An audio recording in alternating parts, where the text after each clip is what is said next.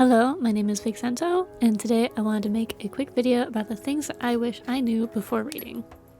I only just started raiding with Dragonflight because previously I was super anxious about joining groups or even doing LFR, mostly because I was afraid of people being toxic. So if that sounds like you, keep watching, and hopefully by the end of this you have a little bit more confidence to try it out.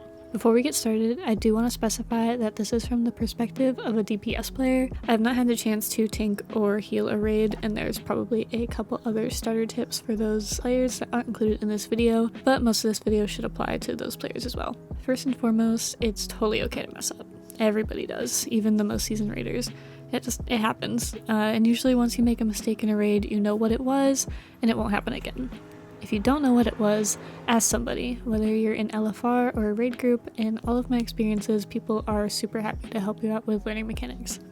The second thing I wish I knew was that you are not going to do as much damage as you sim for. This applies to you if you use something like raid bots. I remember I was simming for 50k DPS when I first went into a raid, and I felt like I was failing when I couldn't even get close to that number. You will never have the perfect world scenario that sims run under.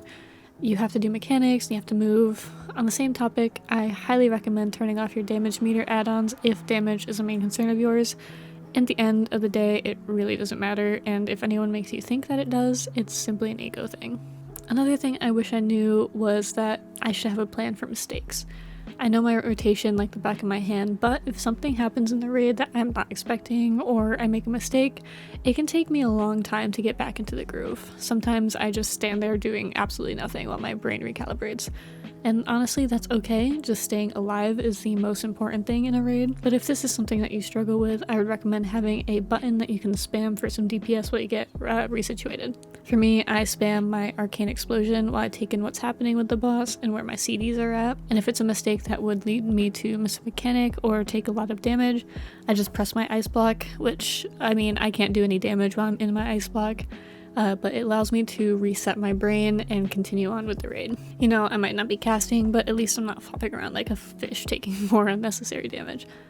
If you want to get serious about raiding and improve, always record your pulls. Watching back over unsuccessful and even successful pulls helps me learn even more optimal combinations of my abilities and how to time mechanics better. However, it's important to remember that raiding should be a fun experience for you first and foremost.